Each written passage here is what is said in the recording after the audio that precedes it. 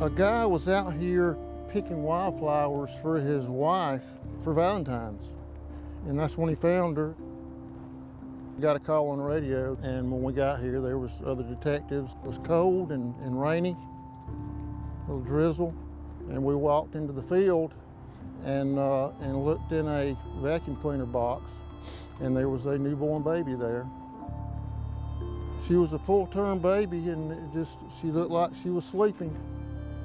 The coroner listed her as Jane Doe, but myself and other detectives decided to give her the name of Julie Valentine.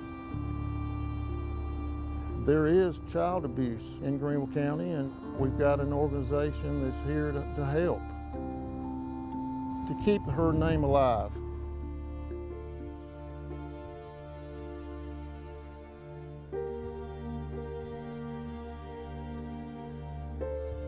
From 8 to 14, in my mind, he was my secret boyfriend. It was always, now don't tell anybody, because if I get in trouble, you're gonna get in trouble.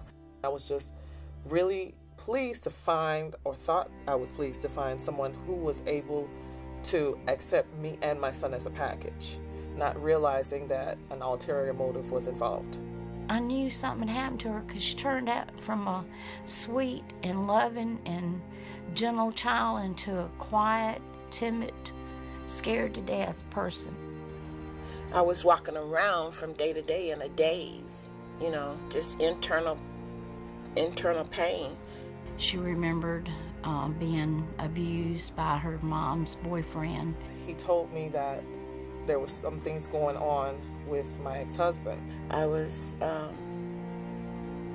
broke in on, raped, beaten. I was molested when I was starting at the age of 8 by my next door neighbor.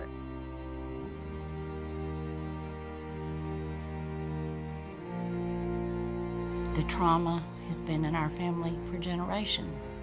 I also was a victim of sexual abuse. When my uncle did it, I told my step-grandfather, and he started doing it to me. And then I went to Alabama, and I told my step-uncle what had happened, and he started sexually abusing me. So then I was scared to ever tell anybody. There were times when I felt like I was hysterical or totally confused or couldn't relax or didn't understand some of the medical terminologies of what they wanted to do. Once I had this reality check, knowing that this guy was still out there, I knew I had to report it. But before doing all that, I had to kind of get me together.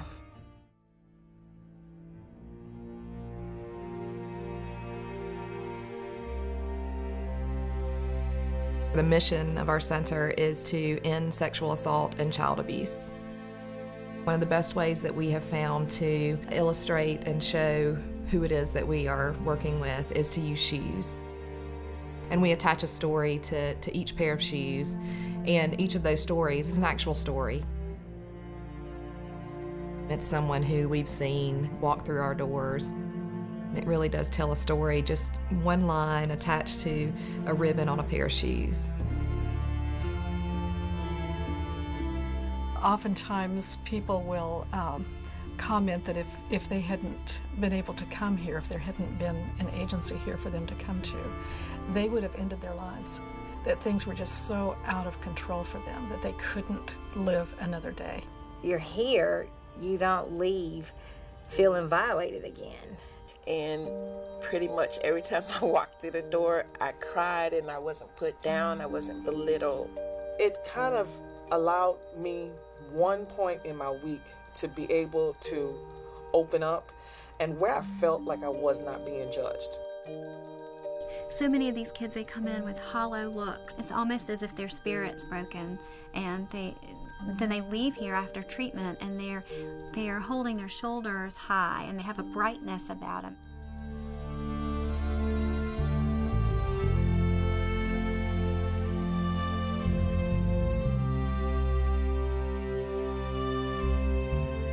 It's really hard for people to walk through our front door to be courageous enough to do something about what's happened to them. We don't want to make it any harder for them. The Julie Valentine story just seemed like the perfect fit for us. Children need someone to listen and to care about them and to know that their voice is being heard. The single most important thing that I have gotten from this place is finding me again. I'm an individual that can say, I used to be a victim. I'm no longer a victim. I think we've given a significant amount of hope and healing and empowerment to so many members of the community, and that's what we're going to continue to do.